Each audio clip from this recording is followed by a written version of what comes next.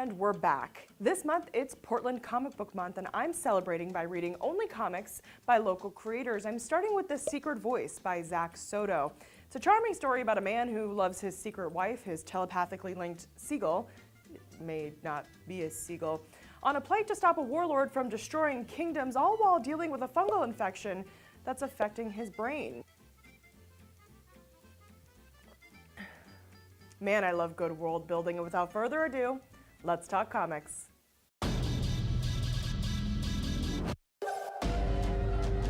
Saints, doctors, and proctors, oh my, The Secret Voice was such a delight. This is a fantasy story with masterful world building, and to Zack Soto's credit, he gave you just enough details to make you want to read it, and then hinted at all the details that exist in this world that he's built inside of his brain that made me want more. There's 150-ish pages here, and I wanted more. Hello, please?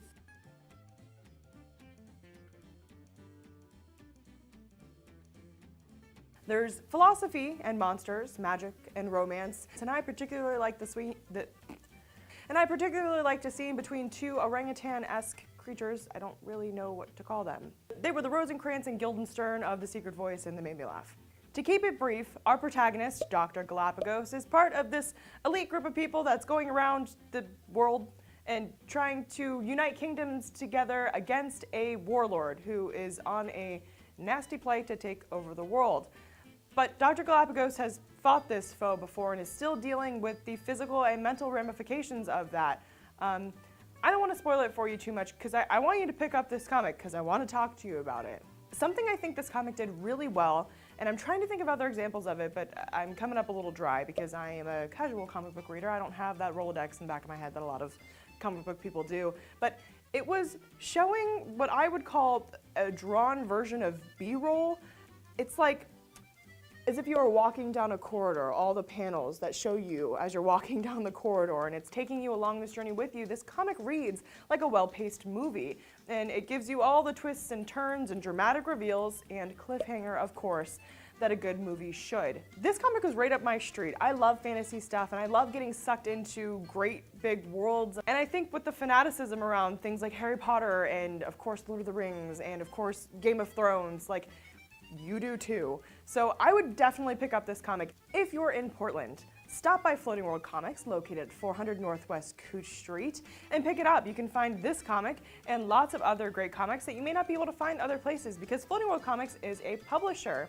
But if you live anywhere else, you can ask your comic book shop to order it off Diamond so you can have it in your shop and you can buy it and you can read it and we can talk about it. You can talk about it with me here on Twitter. You can talk about it with me here on Instagram. But I just want to let you know that I post a lot of photos of my dog and also plants, because I recently became obsessed with plants. So go here at your own risk. Anyway, I would love to keep talking to you about The Secret Voice, because it's that good.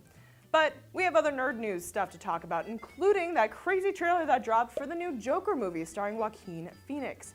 I saw a Twitter back in my day, that's not what I meant to say. I saw a tweet that said Joaquin is just quinoa, said backwards. And I can't stop thinking about it, so now you can think about it with me. I think Joaquin was great casting for this iteration of the Joker. Now, the Joker is arguably one of the most loved and most hated baddies of Gotham, and this looks like a great and chilling character study of the man behind the madness, if you will. However, I have some reservations, and because I have you verbal hostage here, I'm going to tell you about them. First of which is his very obvious mommy issues. Now these issues are stemmed from the real lives of serial killers and terrible people who actually existed in the world, and oftentimes psychologists and criminologists will equate their hate of women back to issues with their mother. I'm just not super into that. Sounds like some Freudian anti-women BS. We'll see how this goes. The trailer was only 2 minutes and 30 seconds, so let me tell you, I'm making all these assumptions off 2 minutes and 30 seconds. My mind is open. I'm going to see the film. It looked really good.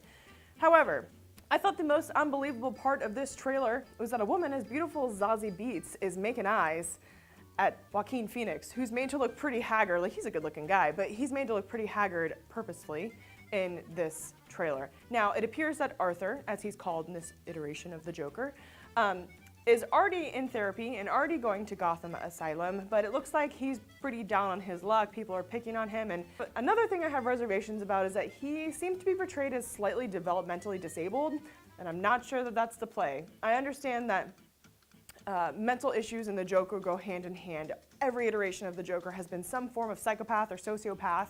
You can make that argument in the comments if you'd like. But I'm not sure that the play for developmentally disabled is a good one.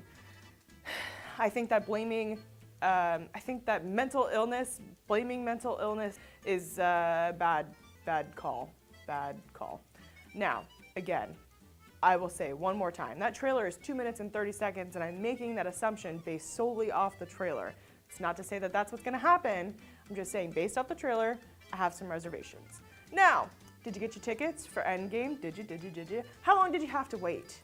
Did your site crash? I was lucky. I literally rolled over, grabbed my phone, saw that tickets were on sale, got a little push alert thing, and I waited 3 minutes, and I bought my tickets.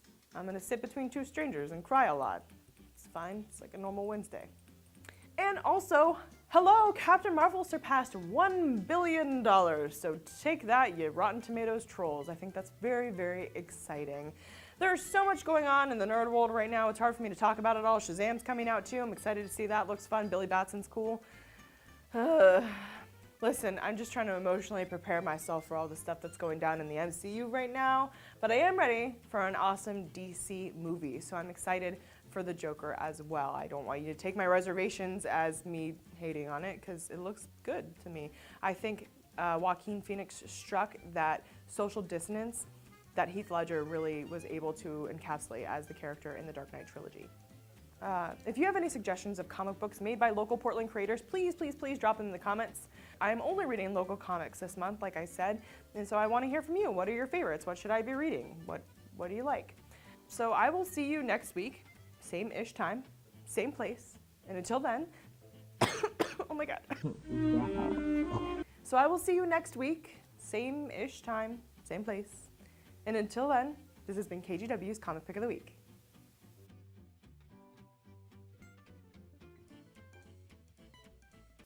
Alexa, play Game of Thrones theme. That